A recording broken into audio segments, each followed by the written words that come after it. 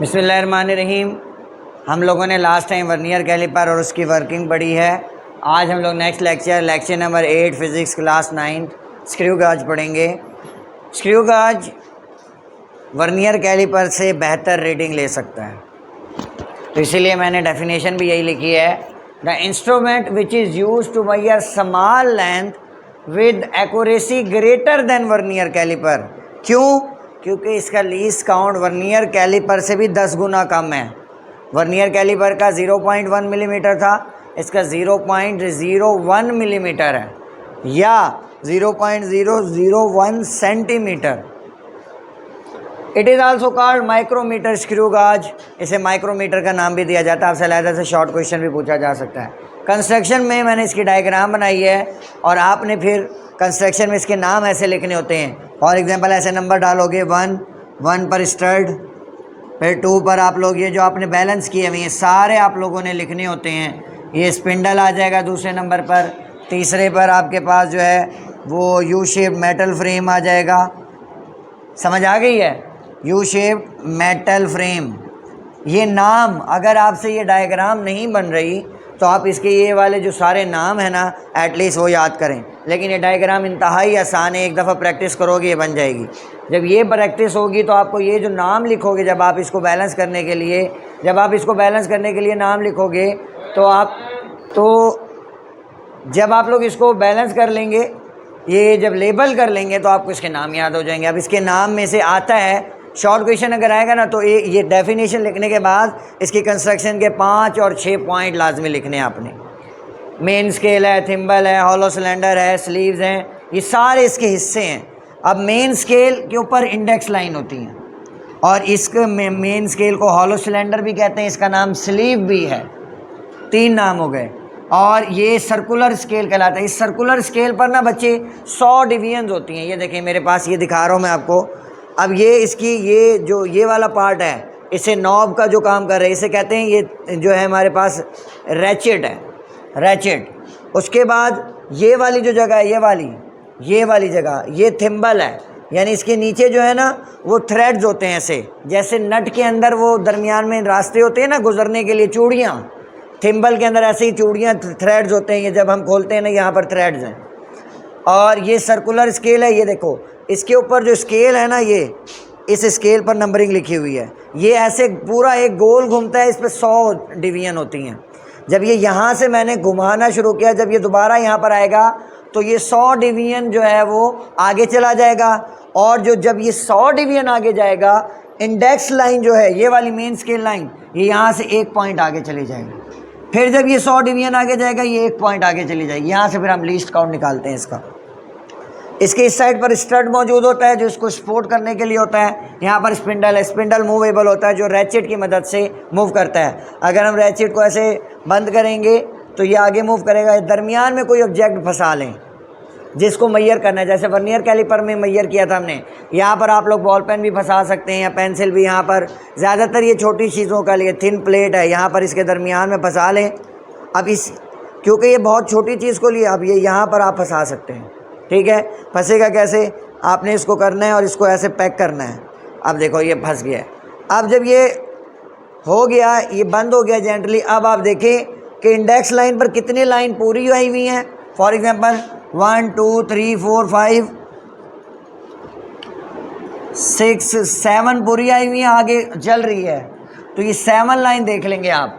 ठीक है, उसके बाद देखेंगे डिवीजन कौन सी मिल रही है। फॉर एग्जांपल 85 डिवीजन मिल रही है। और आपको पता है जो डिवीजन देखते हैं हम लोग वर्नियर स्केल पर भी, जब डिवीजन देखते थे तो उसको लीस्ट काउंट से मल्टीप्लाई करते थे। यहाँ पर भी आप लोग यही काम करेंगे, उसके लीस्ट काउंट। अच्छा, और एक चीज़, यहाँ पर हम लोग लीस्ट काउंट मेजर करेंगे ना ज़्यादातर मिलीमीटर में, वहाँ पर हम लोग यूज़ करते थे सेंटीमीटर।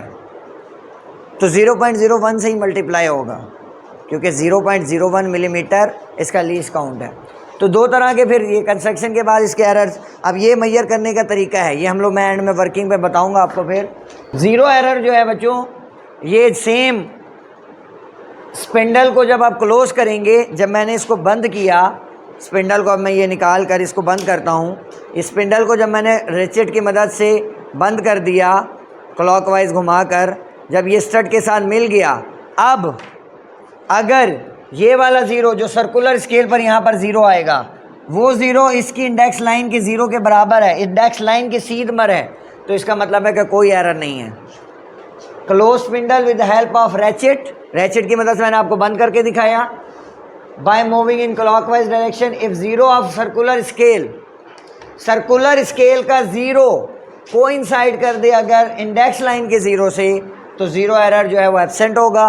और अगर ज़ीरो नहीं मिल रहा इंडेक्स लाइन से, ऊपर या नीचे है, बिहाइंड या क्रॉस है, पीछे रह गया या क्रॉस कर गया, तो एरर है। अब दो तरह के एरर होते हैं, पॉजिटिव या नेगेटिव। पॉजिटिव कब कब होगा? If zero of circular scale is behind index line. Behind index line का मतलब ये है बच्चों, ये मेरे पास सर्कुलर स्केल की रीडिंग है फॉर एग्जांपल, और ये मेरे पास इंडेक्स लाइन है, ठीक है। अब इंडेक्स लाइन यहाँ मिल रही है ना, तो ये फॉर एग्जांपल ये यहाँ पर है,